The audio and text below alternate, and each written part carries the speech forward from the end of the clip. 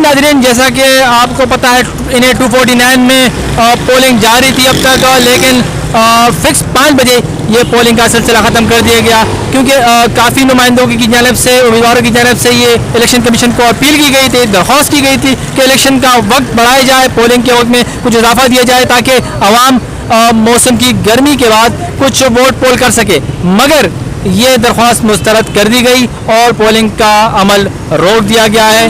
अब ताहम जो अफराद, जो वोटर्स इस वक्त पोलिंग स्टेशन के अहाते में मौजूद हैं, उनको सिर्फ वोट कास्ट करने का हक हासिल होगा, जबकि दीगर आवाम जो इस वक्त ताख़ीर से आ रही है उनको अब वोट का हक नहीं दिया जाएगा और वोटिंग का सिलसिला इख्तिताम पजीर हो चुका है।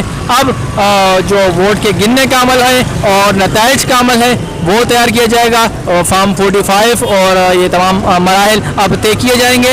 इस हवाले से हम आपको नताइज के हवाले से हम आपको मज़ीद अपडेट देते रहेंगे। हमारे साथ जुड़े रहिएगा। सी सेंस टीवी।